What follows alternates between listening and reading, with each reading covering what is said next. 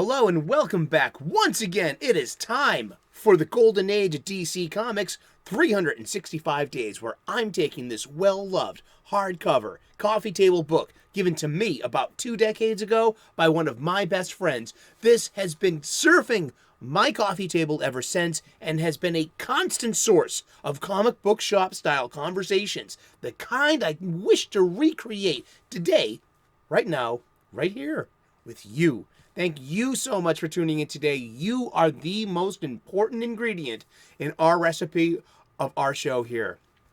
I'm using this 365 Days book for its intended purpose. We're going to open up to today's date, which is November the 26th. We are going to look at some comic book art of an antediluvian age. We're going to read the blurb, and then we're going to talk about comic books. And we're going to talk about comic books every day for the rest of the year. That's right. Let's get to it. The Golden Age runs between 1938 and 1955. The Silver Age between 1956 and 1970. The Bronze Age from 1970 to 1985. I am a Bronze Age baby myself. And the Copper Age begins in 1985. I get these definitions and standards from the glossary of the Overstreet Comic Book Prize Guide. This is a 2004 Abrams press publication written and curated by Les Daniels, Chip Kidd, and Geoff Spear. You can find the link to the Amazon page in the description if you want your own copy. It will look great on your coffee table. You can play along at home, and it makes a great gift for a geek. No, actually, you can find the link to the Amazon the Overstreet Price Guide as well, and play along at home. Indeed, let's get to it. Let's open up to today's date, November the 26th. I hope you're all right. I hope you're doing awesome. I hope you're clobbering your problems and not being clobbered by them. Over and out. It's Batman and Robin. Can you hear the music? Well, that's funny because the theme music doesn't come around till 1966. But we're talking about live action Batman and Robin. Let's get to it. PDM Pictures presents Batman and Robin and the sensational action adventure that rocks Hollywood. Dun dun dun. It's art by Jim Mooney from the cover of Star Spangled Comics number 92, May of 1949. And before we had, now we have the vocabulary in order to describe such things today, such as corporate syzygy. Syzygy. What is syzygy? What does syzygy mean? A conjunction or opposition, especially of the moon with the suns. The planets were aligned in syzygy. Yes, this is a bit, cross-marketing, perhaps? Let's see. During its 130 issues, Star Spangled Comics was more erratic than many other DC anthologies. The idea was to anchor a title with one popular character, like Superman in Action Comics. But Star Spangled Comics had an identity crisis, trying out 5 different lead features in 11 years. One experiment involved sending Robin out on his own, but it must have not have been too successful, since Batman was brought in as a guest star for his kid companion's last few issues. Showing Batman and Robin on a movie screen was a way to drum up sales through a tie-in. This comic book contained a tale about the heroes visiting Hollywood. While in the real world, the Columbia serial Batman and Robin was appearing in the theaters in 15 consecutive weekly chapters. Robert Lowry and John Duncan played the title roles. So yeah, let's look at the art once again. Come on, let's look at the art. It's about art appreciation as well. It's from a cover of a funny book. So this would have been on the spinner rack. Would this have gotten your 10 cents? Probably would have gotten mine. Indeed. That's a good question. How much is 10 cents worth today? 10 cents in 1949. We're going to find out. And we're going to crack the book open. Just once again, when was this from? When in 1949? May of 1949, all right? Thank you, Pika. He's like, here we go. Pika, you're such a good producer. The same buying power would be $1.25 today. $1.25 in U.S. American funds. So yeah, and for a 60-page monthly funny book containing ads, and when the median price of a comic book today is $3.99, I wonder if it's up to $4.99 by now. I've been buying comic books recently, and they all seem to be about $4.99 these days. Yeah, maybe we should ask Comicron. Yeah, and my Comicron median price index, I believe, only goes up to 2018. Yeah, by 2019, that was 3 years ago, the median price of all comics was $3.99. I get this from the Comicron Vital Statistics median cover price. And I feel Comicron's a fair standard. Why not? Why not? Prove me wrong. I'd like to hear if you think that Comicron gives us misleading information. Put that in the chat. Put that in the comment section. Give me a link. I'd like to know. The Batman and Robin serials.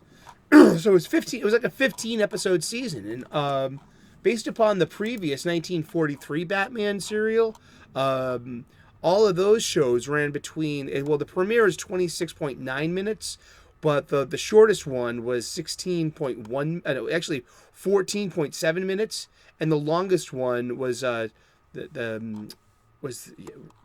besides the pilot, the first episode was at the finale at 20.4 minutes. But they usually get up to it after that was 18.5 minutes. In chapter 4, that one had 15 episodes as well. So it appears that the average running time is about 17 minutes or so of one of these episodes with no ads, and they were shown in movie houses, black and white. In hindsight, almost ridiculous looking design costumes. We make such a big fuss in the here and now about the way the costumes look. Even I cosplay. I cosplay as MCU movie style Captain America, and specifically now as Endgame Cap with Thor's when he was deemed worthy to wield Mjolnir. That had all the feels. I love that. I have the 1/6 scale of that. I mean, I just have no space for him. I'm gonna one day find more space for all my knickknacks here. But yeah, if you look back at the 1943 Batman serial and then the 1949 Batman serial, it's a little you're like, wow. I mean, they tried hard. They really did. I mean, and it was, who was this made for? These were serials made for kids. This predates television and is parallel to radio as well. There was a Batman radio serial, and then there were the Detective Comics and the Batman, funny books. And I wonder, was Batman ever a newspaper strip? Batman newspaper strip? I wonder if there was a Batman newspaper strip. Batman had a comic strip. Wow. Okay, this is why I love to do this show. Batman comic strip began on October 25th, 1943.